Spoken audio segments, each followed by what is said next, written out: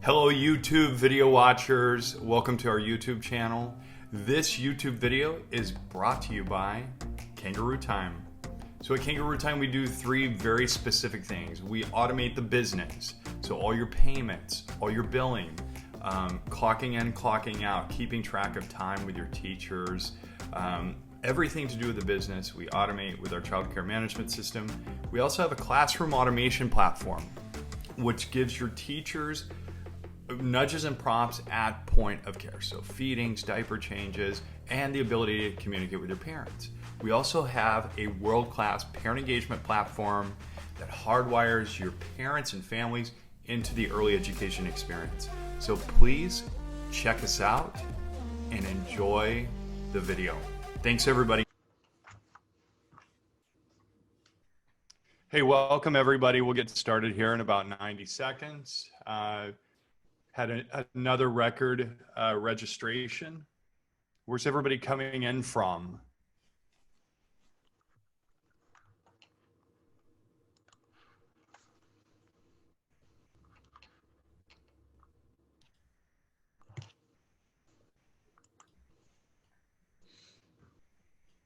So in our panel, we have Reno, Nevada.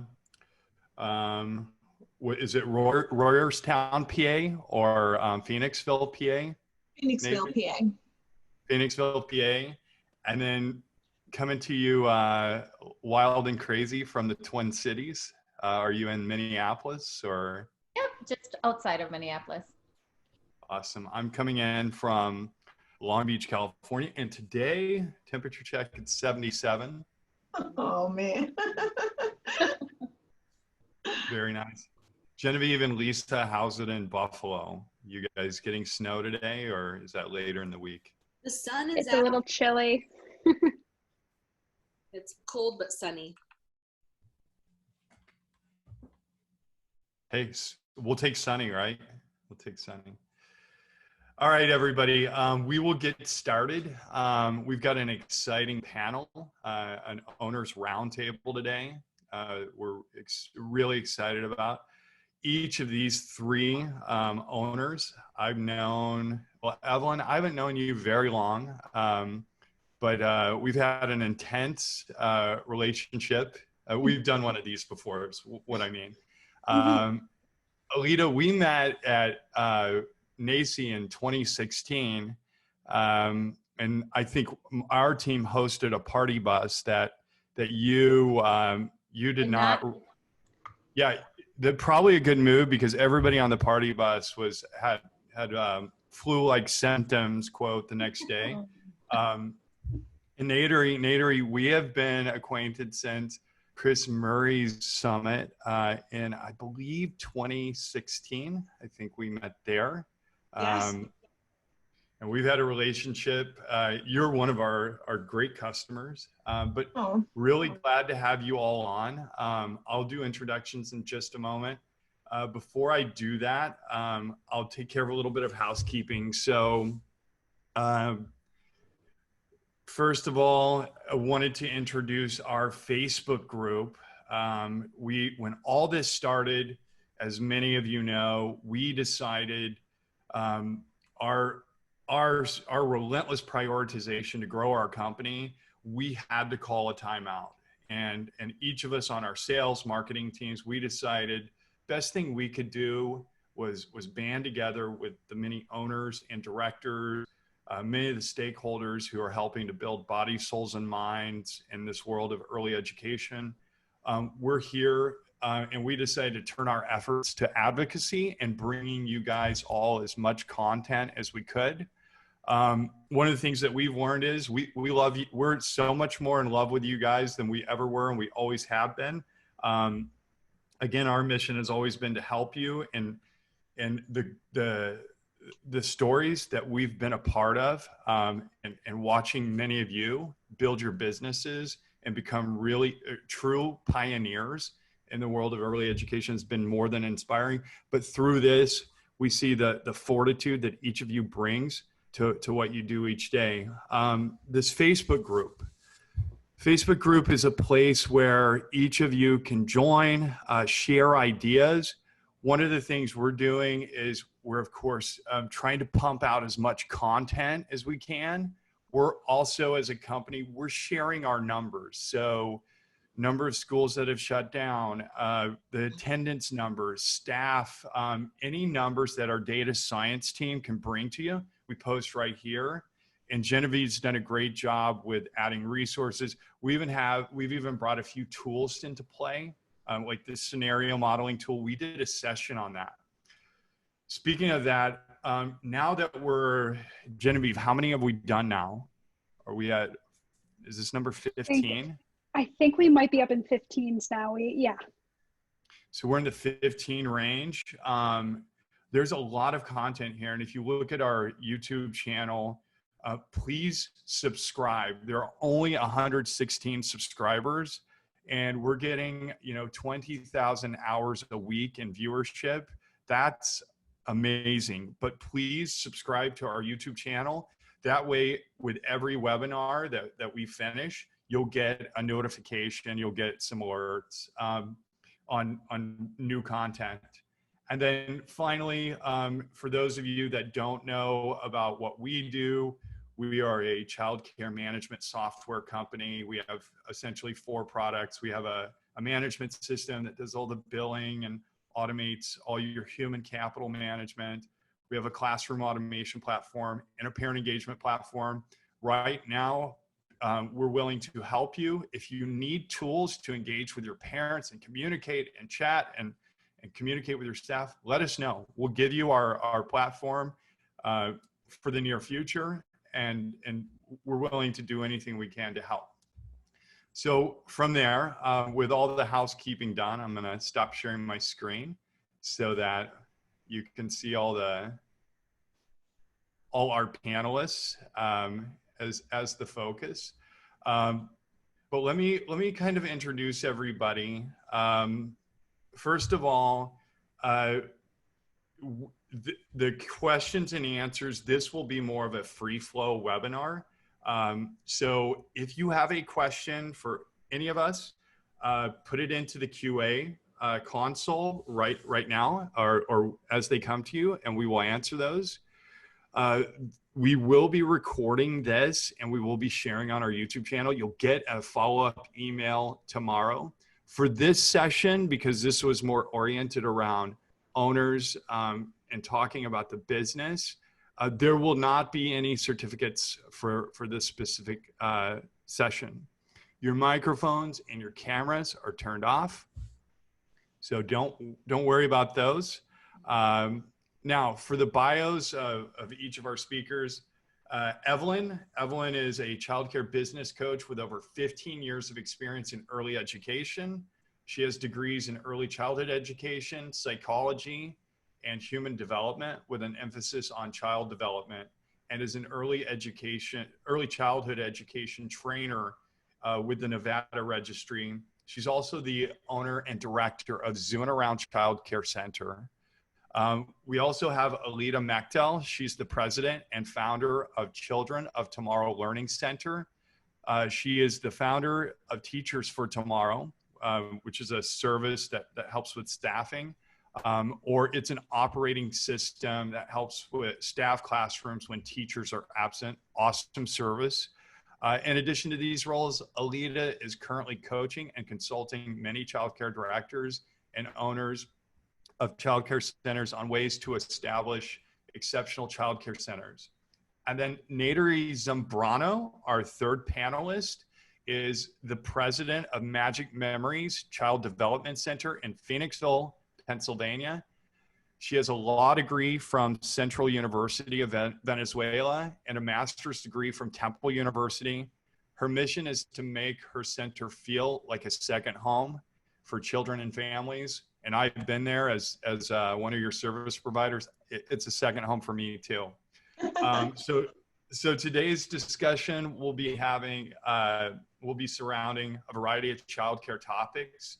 Genevieve and I and our team, we took some of the feedback and questions from the Facebook group, some of the questions we've been having with our customers. Also, again, feel free to pop questions into the QA section. But we will get started with some of the financial questions. One of the financial questions I'd like to start with our panel is around the PPP loans. Did everybody here apply for their PPP loan? And can you kind of give me your thoughts on how you're going to use it and what that meant for your business? So I can go first. We apply for our loans. We have 9 sites under 7 different companies. So apply for all of the 7 companies. And yes, we're going to be using it, and we're going to be using it based on how we bring our staff in. We're not hiring everybody at once. We're hiring people as we need them. And as we need them, we're going to be using the PP loan. One of the pieces about how we've decided to use it is that all of our loan might not be forgiven, but on the other hand, it's going to give me some funds that I can utilize after June 30th and will allow me to continue the to have my business being a healthy business for longer. So one of the pieces that I know that is going to happen is that this is a loan with 1% of interest that I have to pay for within the next 2 years. But on the other hand, is cash I needed, and some of my staff took them about. Some of my staff still are not on unemployment, have not been able to get it. So I don't want to have to hire everybody and then have to let them go. So I want to be very conscious about, getting them in when we need them, and then use those funds as we need them, and then extend it for a longer period of time. I'll go next. So I think something we need to really be careful with the PPP, and I think you brought up a very good point, that I think we really need to expect not all of it's going to be forgiven. And the way it's being put out there almost feels like this is just it'll be forgiven. But if you really read the stipulations, there's a lot of different things that you have to do in order to make it 100% forgiven. And the experts don't agree on what the stipulations are right now. So none of us really know. And I'll give you guys an example. I've talked to 2 different law firms, and I've talked to about 3 different accounting firms, and I've gotten 3 different interpretations from these experts on the criteria I have to fulfill. So I think we won't know for a while exactly what we really need to do. So I do think that all of us need to plan as if it is not going to be 100% forgiven. I also, I really do fear that in 2 years, when this loan is due, that is actually going to be more detrimental to a lot of centers than what we're going through right now. Because I don't know of a lot of centers that will be able to suddenly pay off the amount of money that they owe. Now, keep in mind, that doesn't mean that they'll have to pay off 100% of the loan, but there is a percentage that we probably will owe. And I think everybody needs to be very aware of that and be prepared. On the other hand, there is the EIDL. The EIDL is a 30-year loan. It is not forgivable, but it is a 30-year loan. And I believe, I'm not sure, don't quote me, but I believe it's at 3%. So if somebody is out there who's barely making it right now, literally just paying their bills month to month, the EIDL might be a safer bet, because if you have to pay the big chunk of the PPP back at the end of 2 years, you really have to ask yourself, will I be able to afford to pay this back, or could this be what takes me out of business? So we applied for all 4 of our locations, and we did receive all of the money that we had requested. What I do know is there's still a lot of unknown out there, and I see a lot of bank bashing going on the Facebook pages, and a lot of people going back and forth with what they think is the right answer.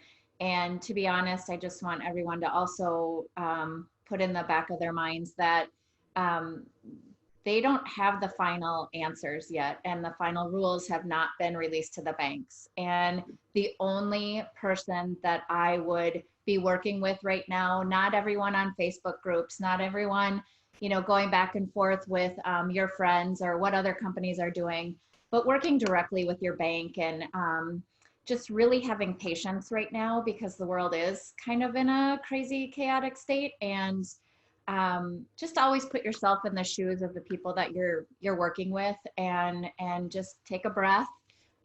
It'll all work itself out. There is a lot of confusion, not only from us as business owners, but from the bankers as well.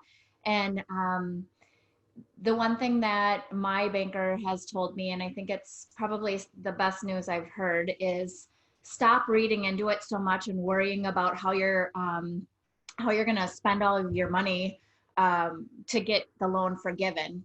Run your company effectively. Bring your employees back. You may bring them all back. You may bring some of them back. You may be bonusing. You may be not. There's a lot of questions about the bonuses as well and the raises, and but run your company effectively and efficiently based on the budgets that you're setting so you can hit your long-term goals. I've stated, many times that your vision of your company is never going to change. Your strategies are going to. So use this PPP or whatever loan you end up getting wisely, and be organized in your bookkeeping skills. That's one other thing he said. If you have all your documents all in a row, we opened separate checking accounts for each one of our PPPs, and we put all of our bills and all of our payroll company is only operating out of those bank accounts. I didn't want that money mixed with my money that's still coming in because we're still open and we're operating at about 51% right now with enrollment. So that is helping me save for July and August and going into the fall so I can continue to pay all of my teachers. But just be smart and don't go crazy with it. I can't tell you enough. Be smart and plan. And if you didn't have a budget before and you didn't have long-term or short-term goals, now is the time to start. Today is the day, right now. Reevaluate what your goals are for your company. You know what you want your schools to look like, and go from there. Yeah, something we did for sure was we've been very diligent about the covered period. So from the date of funding, I think it's important that everybody is super aware of when your covered period starts. Aleta, I think it's a great business practice to open up a separate account. We even now have drawdown procedures. So if we're going to take a draw against it, we've included an extra step so that it's documented, right? So as you use those funds, and then back to what Neydary said, using it as a credit facility. I don't think there's ever a time in your entrepreneurship journey where you're going to have access to a credit facility that even if you have to pay 100% of it back, you can leverage for 1% or whatever the actualized interest rate is. So, but again, great answers. Be super cautious. Document. And my prediction is, with a lot of the payback, I think there's going to be a spirit of the law too. So and again, like I think Evelyn said it. She's talked to 3 attorneys. She's gotten 3 different interpretations. But cautiousness whenever the regulatory or the governance is unclear, just be super careful. So with that, Neydary, I was wanting to start with you on forecasting and planning your enrollment for the next 6 months. We did a session on, I just heard something earlier today on how powerful compounding interest is. And when you look at how the models work out, and when you dip to Aleta, like you said, 51% of revenue or operating, it's crazy how wonky your operation gets. Neydary, how are you modeling the next 6 months? And from each of you, I'd love to get that finger in the air prediction as to when you think, like, where in your models do you hit critical mass, or where do you go back to normal, if there is such a thing? But Neydary, I'll start with you on modeling. So we are actually in Pennsylvania, so our ratios and our capacity has not changed, and that's very different than other states. We're also closed right now. We're opening 2 sites in one May 18th and the other one on May 20th. So right now we have 0 income, nobody's coming in. What I'm really doing is I did 3 different budgets that I call my really worst case scenario, my okay we're gonna make it case scenario, and my I think this is what it's gonna be, right? So my worst case scenario is the case scenario where I have to lay off most of my staff are laid off, but where I have to really rethink or organizational structure and the amount of staff support that we have in all of the different areas, and where I would have to really let go a lot of my staff, definitely. My second projections are more of, okay, this is gonna be okay, it's gonna be rough, it's gonna be just essentials, but we're gonna be able to keep most of the staff, we're going to be able to keep all my administrative staff and most of the things that we've been doing in the past, like Spanish lessons and sign language lessons and all of those things. And my other scenario is more of having 70% of the income in the kids that we had at the time that this happened, right? Reducing by 30% of all of our income. And I prepare a budget for the next year with all of those scenarios. Right now, we put out a survey for our parents that asks when they're going to come back, to what capacity, how many days a week, and we're waiting for the results of that, so that way we really can project every single week what our enrollment is going to be for the next 6 months, 8 months. So I believe that we're going to be very slow right now. We're going to be probably slow until the fall.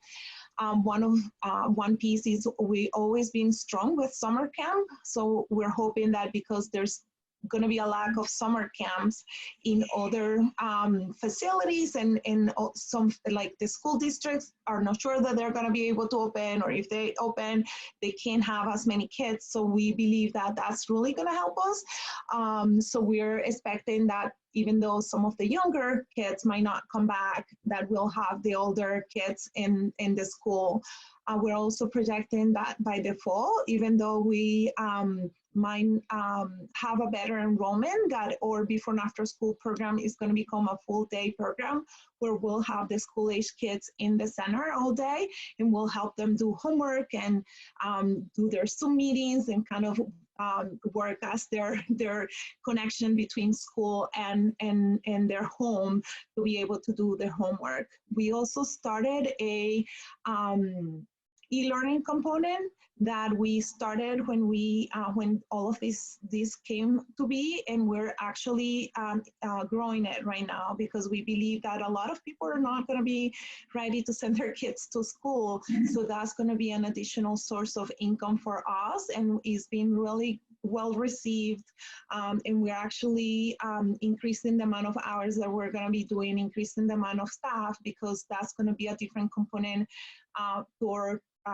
company that is going to continue probably in the next year. Or if, for me, I think that's going to become just a norm for a lot of families that might not need to send their kids full day, might just decide to do an e-learning component. So that's where I am. I also got your scenario tool that you shared a couple of weeks ago on the email. So I actually was going to start working on that as soon as I get the data from my parents on when they're gonna come back. So Neydary, I'm hearing the position of most of the getting back to a normal utilization is determined by families and by parents. Is that kind of accurate amongst everybody, or some of you kind of like putting up the velvet rope saying, we'll come back slowly because we have to ramp up with the new normal and staff? Is it mostly determined by when families feel comfortable coming back?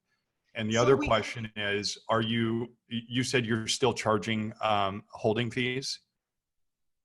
So we're not charging holding fees. What we're charging right now is for the e-learning component. We decided that as much as we had, it was difficult for us financially, so it's for everybody else. And I didn't, my decision was that I didn't feel right charging our parents for a service that we were not going to be able to provide. And at this point, we've been closed for 2 months. So we did charge for 1 week. So, and parents paid that without a problem. We paid our staff fully for 1 week, but at this point, we're going to be closed for 2 months by the time we can open again.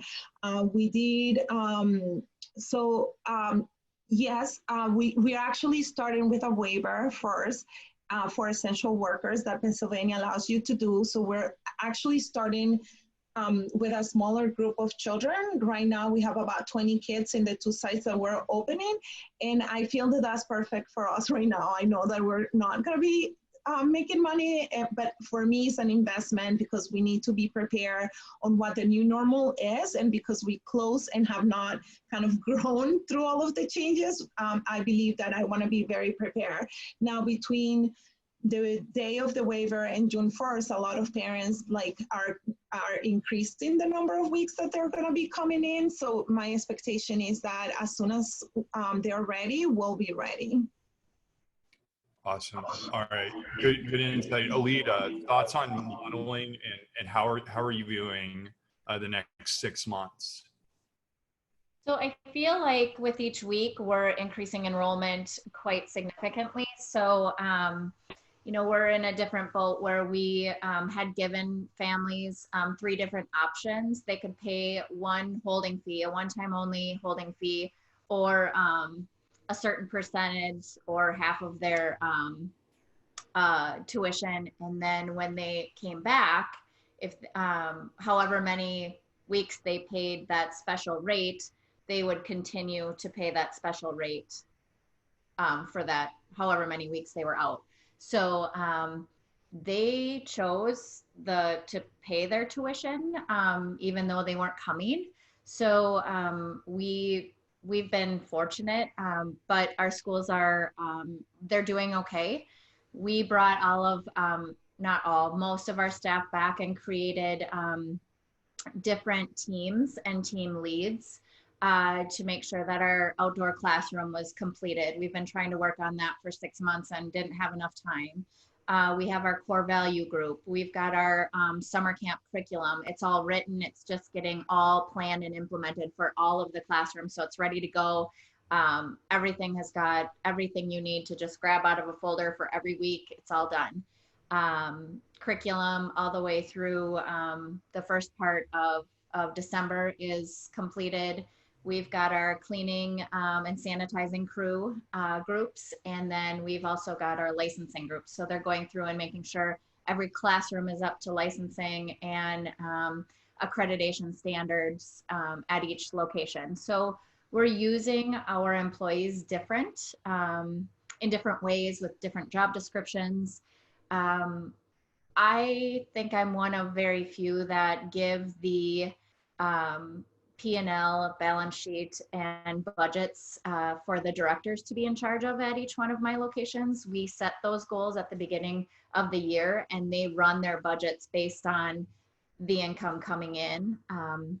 We've had to sit down and really look at what our income was coming in, how our expenses look, where we will be spending our money, and our directors are very competitive with what the bottom line looks like, and even against each other, they're bonused based on that. And so they're really taking a look at things, and even teacher appreciation, that's this week, and one school gave themselves $100 to spend because the community was donating gift cards and lunches and meals, and the families were donating, and they've only spent $3 so far. And she's like, every call she keeps cheering everybody on. So she's like, I've only spent $3. So they're very, when they forecast and quarterly meetings come up to look at their numbers, they want to outdo the next one. So they're really in control of what their budgets are and what their numbers are showing. So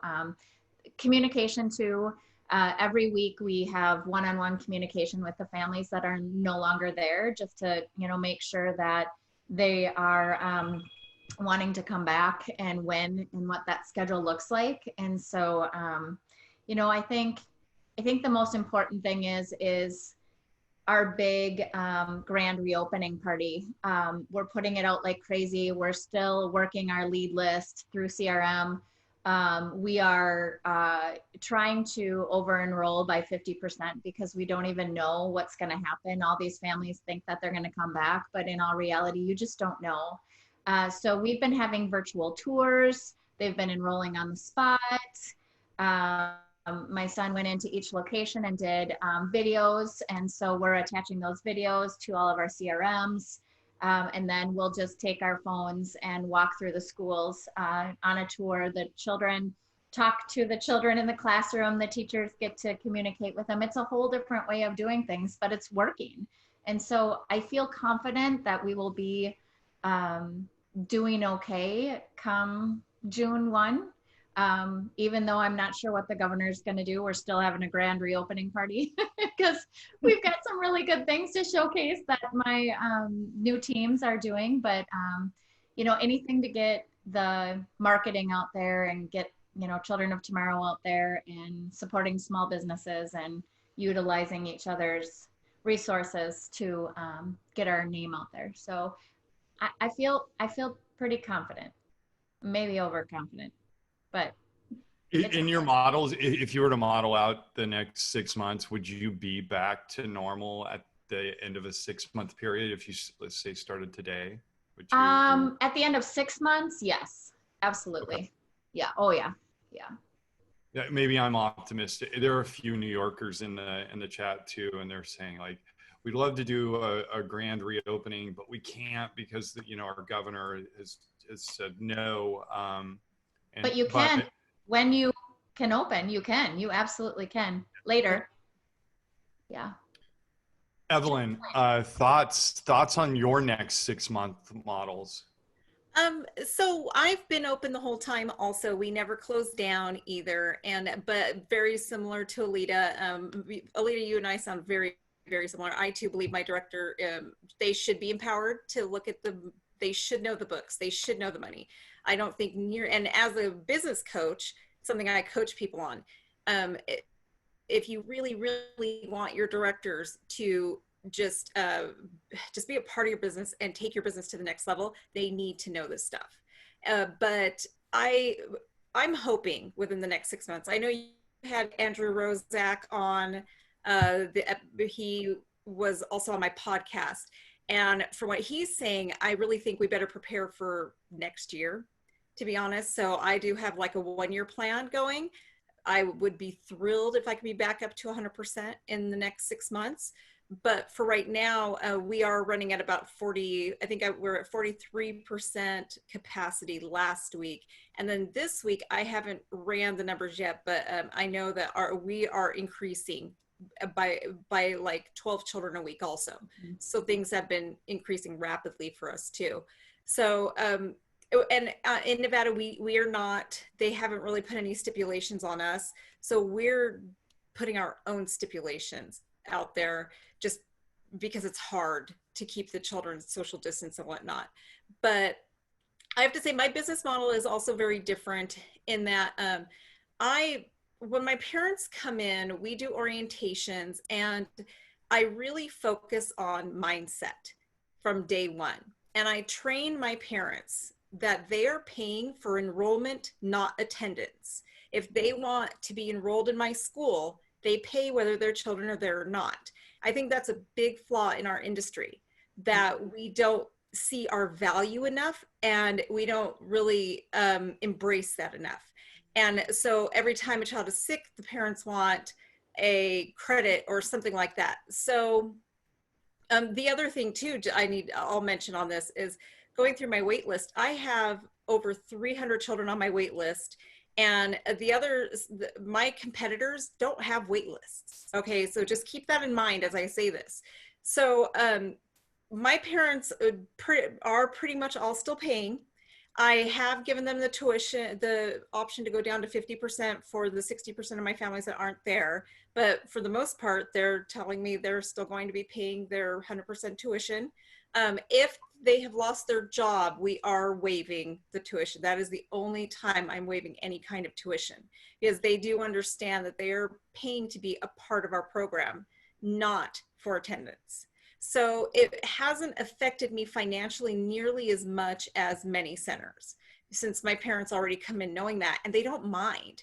And the other thing I think we really need to think about is that a lot of people are working from home, right? So just because their children aren't coming, their income has not changed. Many families, their income has not changed. They're still making the same amount of money that they were before all this happened. Okay, so their bills haven't changed. So that's when I decided that I wasn't going to credit more than 50% tuition, because if their expenses haven't changed, then they can still pay us, and then I can still pay my staff, and I can stay in business. The other thing is I'm very transparent with my families, and I basically put a letter that just was very honest, and I just told them honestly, like, you know, this is the plan. You guys know we can take your tuition down to 50%, but this is a business. We would like to stay in business, so we are going to continue charging. And I haven't had a single family upset about it. So financially, it really hasn't affected me that much. Even with some of the parents that did get laid off, and I think I'm only down about 20% of my income. It's not that bad at all for me. And the PPP is actually definitely hitting whatever I've been losing. So it's really just, you know, how we go in. And I would really tell owners from here on out, you got to change your mindset, but you also have to change your parents' mindset. And you really have to start training them to think differently. They have to understand that they're paying for their position in your center, and you cannot sell that position to someone else as long as they're enrolled. So like for Aleta and I, who we are open, we can't just sell someone else's enrollment. If I have another, you know, I can't go down the line on the 300 children on my wait list and sell someone else's spot if they're going to still be enrolled with me. However, if that person wants to disenroll, then I can call my wait list, right? So that's something we really need to think about, and we need to stay true to our business. One of the other things I teach a lot of is we have to really think of if you think of like how bees in a beehive work, the queen bee, everything revolves around the queen bee, and everything has to protect that queen, right?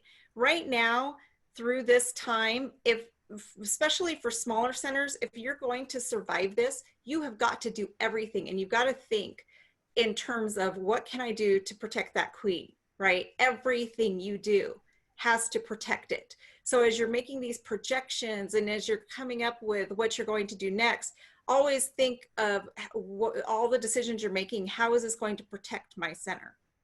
So yeah, I really haven't had to make too many changes since my income hasn't really changed that much.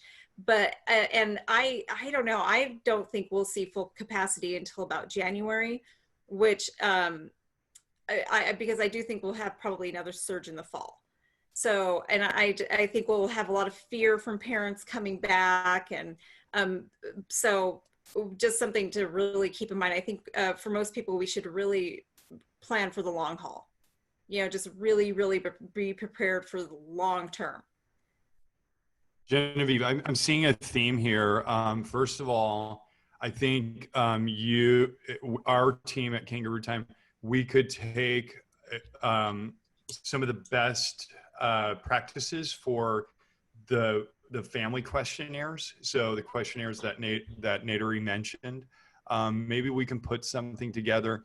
I ask any of you that are in the Facebook group, please send Genevieve your questionnaires, and we'll try to like make it a document that everybody can use and put it into the content we're putting out in the channel. Yeah, it's a great idea. We can create some templates. Yeah, that would.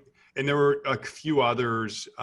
If you look in chat, there are a few other ask for questionnaires. Can you please share your letter? Yeah, we'll work on putting out that content. Evelyn, let's stay with you. We'll start with you because I don't think you've been as impacted with staff, but I know you coach on this. Are you struggling with employees who are making, have you yet struggled with the unemployment conundrum that we keep hearing about? Yes, definitely. Yeah, and it is hard. And I do feel for my staff because they are making more on unemployment. But again, the bottom line is that we have to do what we have to do to protect our center.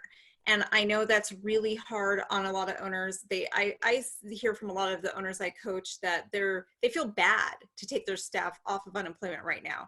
But at the same time, we have to understand that our jobs that we are providing are long-term, right? We are providing long-term for the future. This extra $600 ends in August. It is short-term, right? And so not to mention all the other added benefits that we provide. So I know it's hard, and I know some of my staff would have loved to have been laid off, but you know, I hear the comments about like, man, I could have been making an extra $600. And then I did lay off some staff members that are high risk. And so I do hear comments about, well, they're lucky, they're making more money. But I think as owners, that's where we have to really understand that we as an owner chose to be leaders, and being a leader is not easy, and we have to do hard things, and we have to do what's best for our center. And did we choose this? No, we didn't. But unfortunately, here we are. So as leaders, we have to step up and do what we have to do for our centers. And is it going to make us unpopular? Yeah, it is. So, and I do have a lot of resources on that. I have letters I've written to staff that were previously laid off, calling them back to work, responses to staff that don't want to come back to work, different things that I can provide you guys with. Aleta, you being at the head, the founder of a staffing business, where are you with all this? What's the feedback you're getting from those that are employed by your center, and then those, you know, Sure. those staff, those like ancillary staff that you typically place? Have you been placing folks with Teachers for Tomorrow, or? So my substitute teacher placement company was staffing for about 3 weeks into March. And then of course, you know, a lot of centers in Minnesota chose to close. We didn't have to, we weren't mandated, but they chose to close. They did not need my subs anymore. And so we went to zero quite quickly. 41 substitute teachers just sitting there. And what we're doing every week, again, you know, we have our comeback from COVID marketing plan and our preserve your position marketing plan for the teachers. We are doing everything we can every single week to be touching base with those centers. How can we help you? What do you need from us? You know, the teachers, we're just trying to keep them engaged. We are letting them know it's okay if they get another job. Not one of them said they wanted to, probably because they're getting a great unemployment. So that's good. And they want to come back when we come back and we have placements for them. Now, my childcare centers, you know, I'm a firm believer in making sure that everyone takes ownership and everyone sees how to run the company through my eyes, and our core values are set and woven through each and every, I mean, they're bleeding, they're breathing, they're our core values every single day. And when we had some staff come back, we had only 2 out of all of them that said, you know, maybe I should stay home, I should, you know, get my unemployment. We accepted that as their resignation. It's not in our core values to be quitters. We're always trying to make ourselves better. We want to make sure that this company is strong and have a place for families to come back to. So we're really making sure that they understand, you know, this money isn't forever. It's, you know, we have benefits. We have, you know, COT family. We are one. We are together. And And if they didn't want to be a part of that, then I guess they didn't want to be a part of our company. So we truly run a company off of our core values every single day. And if those teachers wanted to stay at home and be quitters, I could have done that too. But there's no quitting in here. There's absolutely no giving up, no quitting. Failure is not an option right now. So nobody can work for me if they have a different mindset. Yeah, I know everybody on this call, and I think if there's a big red flag for kind of somebody not aligning with core values, it's somebody saying, I'd rather make more money sitting at home rather than doing, building bodies, souls, and minds and doing the Zero greater good. tolerance. Yeah, you should. So Neydary, I saved you for last on this question because you shut down all 9 schools, and you were very, very strategic in the beginning. And I know your culture, it's beautiful. Again, like I said, every time I'm in your center, I feel like it's my second home. Any thoughts or feedback or tones that you can share with us as you bring back not just 20 employees, but near, hundreds of employees? So what we're doing right now is we've been having some meetings with staff twice a week. Even though they're not employed with us, we continue to just get together, talk, answer questions.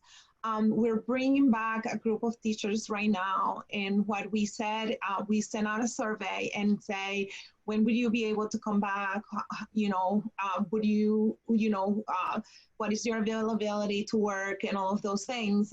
And what we're doing right now is basically bringing back the people that say, yes, I'm ready to go. I want to go back right now, right? And basically people that are volunteering that they want to come back right now. Some staff have said, I'm not ready yet. Sometimes it's because they're taking care of an elderly parent. Sometimes it's because themselves, they're older or they have concerns about their health. So I wanted to give my staff that wanted to be ready to go to come back right away. And those that couldn't or were not as comfortable to kind of wait a little bit more. But I keep always saying to them, you need to understand that I'm giving you this possibility and I want you to think what's best for you and your family, because at the end, you need to think about that first, right? Like, when am I gonna be able to come back to work? And on the other hand, I do tell them, listen, I don't know what's going to happen, and my plan is to bring everybody back. But the reality is that I might not bring everybody back until the end of August or September, when the school year, or in December. So I say to them, you have to think about that when you're deciding not to come back right now. And you have to weigh that with your family situation. So we have actually had staff that have said, our staff have been amazing. And we've had staff say, I am getting unemployment. I know some of my peers have not gotten unemployment, so please have them go first and then I'll go second. So we actually have had that, which has been really, really amazing. And, I keep saying to them, I want to bring everybody back. We have a wonderful team. But we all have to be conscious that, if you're not ready right now, I can't assure you that I can bring you back until a year from now or 6 months from now, because it's basically based on what the number of parents that come back. Okay. Hey, and one more component to that cultural piece. I've had this happen as a founder a few times in my career, and I'm thinking of one very, very pivotal person that you guys all know on our team that has come to me and asked if they could take a reduction in pay so that somebody else could get a raise, because this person's so full of empathy. Those are the types of people that's the ethos we look for to staff great, transcending businesses. You want people that like that. Let me answer a few questions in chat. So, and I am not an attorney. Oh, real quick, Neydary, as an attorney, I don't think your background is in employment, but there have been a few chats in here about, you can't, I even asked one of our panelists who is an attorney, those conversations around a high-risk employee.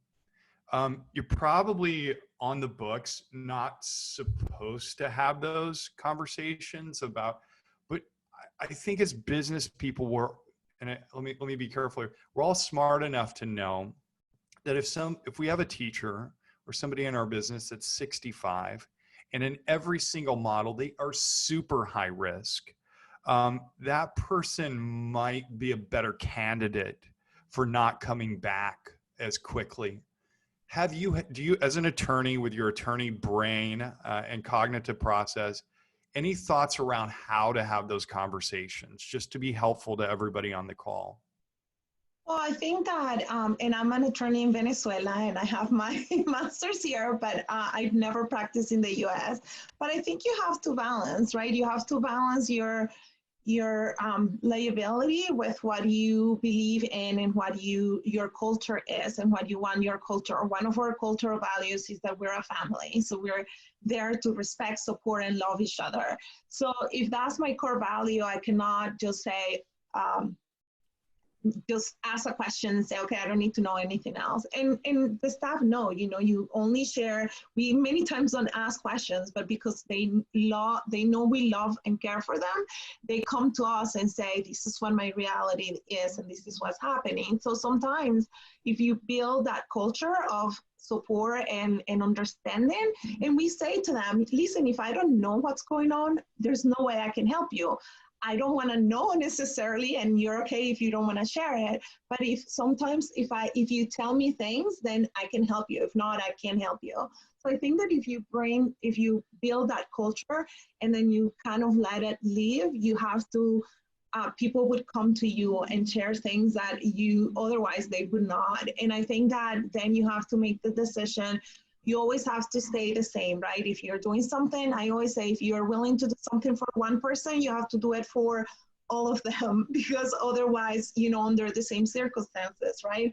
Otherwise, you can get in trouble legally. But you also have, if they trust you and they value you and you're transparent with them, then I believe that they know that you have their best interest in heart, and then they'll work with you and you'll work with them. So I think that you have to balance the liability with your culture and what you want your culture to be, and then go from that and be honest all the time. I say to my staff, as Evelyn said, there's things you're not gonna like me for, right? And there's many times that my staff don't like me, but on the other hand, I also have to protect that Queen Bee and my business, and I say to them, at the end, I'm the one who needs to make sure that we survive this in the long run. So all of the decisions that I'm making right now, even though they're not really good for you individually, my goal is to be able to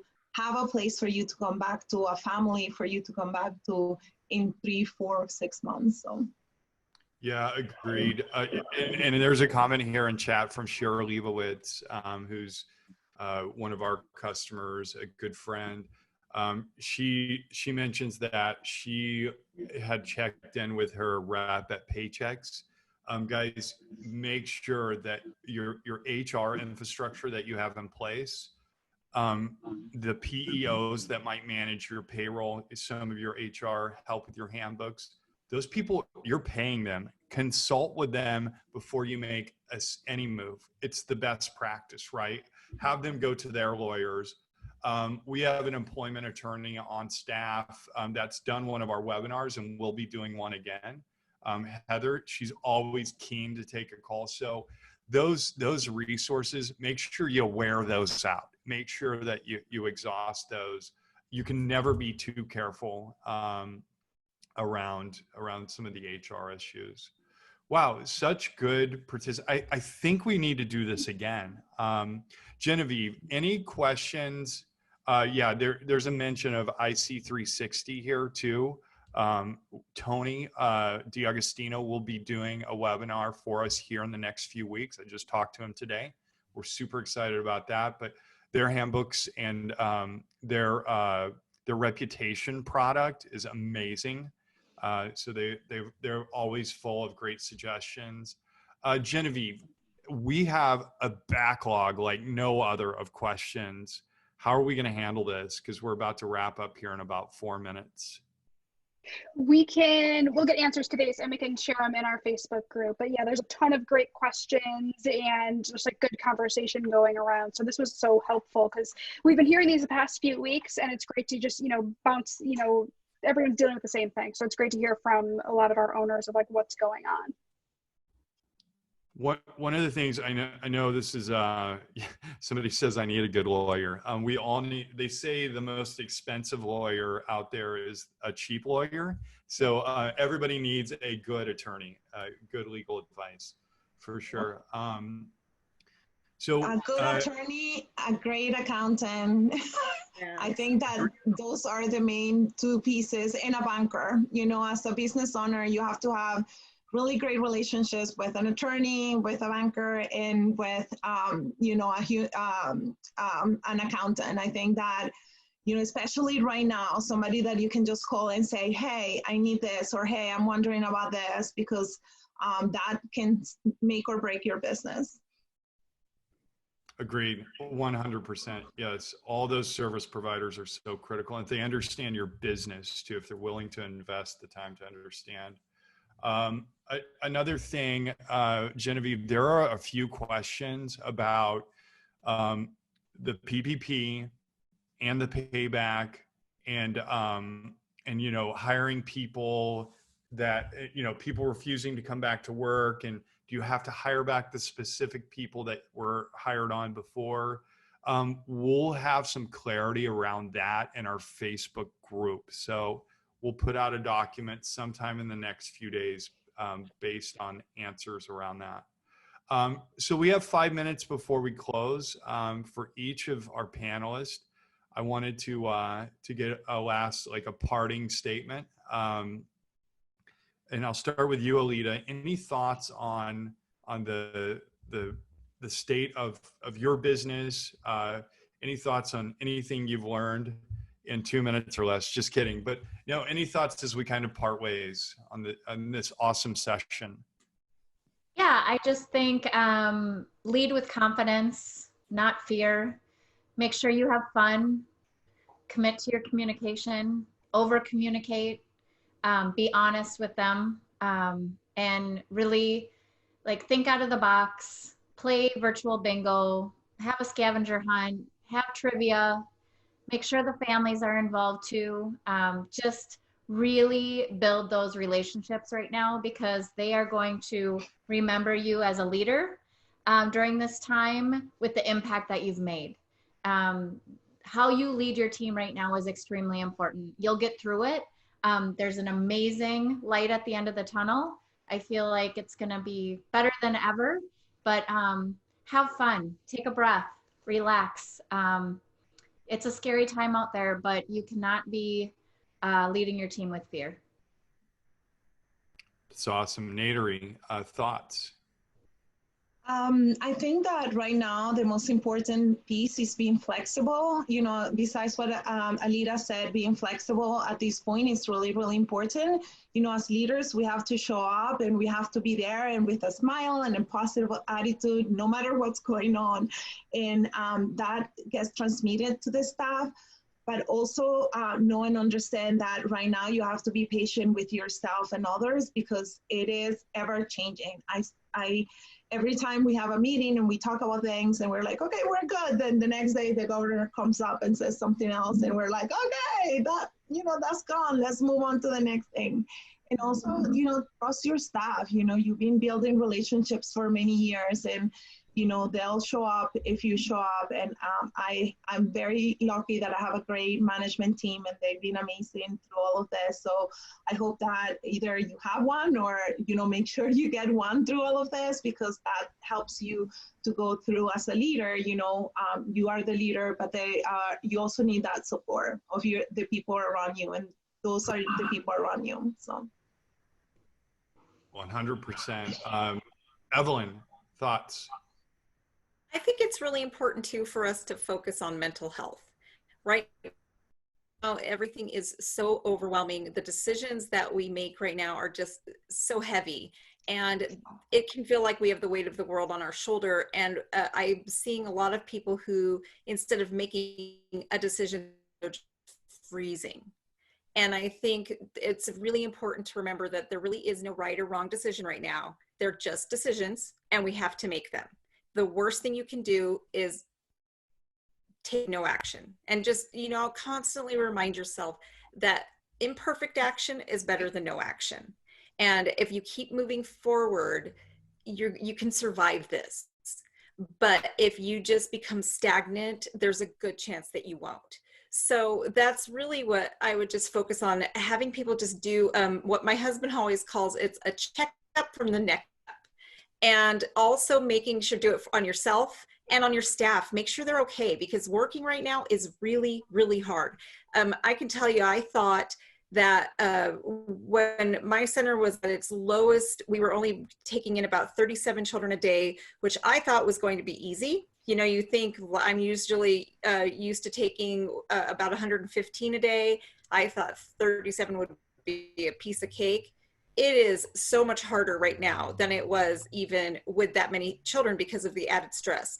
So check on your staff, and just, you don't underestimate how stressful this is. Give yourself grace, give your staff grace, and make sure that you're taking care of yourself and that your staff is taking care of themselves.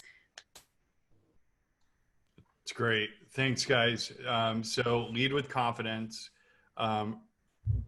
support the people around you, and treat yourself with grace. So, and yeah, we wanted to thank each and every one of you. This was such a great panel. And I think the immediate feedback, my feedback is, we got to do this again. There are so many questions we left up. One, especially as we kind of move through and getting back into operating around, there were questions here about teachers with masks and new cleaning protocols. And so we probably have 2 more hours of content to do on this. But, thank you. We're so fortunate. It's just an embarrassment of riches to have each of you on the call. Thank you for being here, everybody. We appreciate you joining us. Again, you'll get a follow-up email tomorrow, link to the content, but please join the Facebook group, KT Childcare Connect, and also subscribe on our YouTube channel, because many of you I know are busy. You can't park it for an hour for a webinar, but you can always go back when you get that nice little reminder that there's new content. But thank you, everybody. Thanks so much for the feedback and the participation. Stay well, and we'll see you next week. Take care, guys. Thank you. Thank you. Thank Stay you. safe.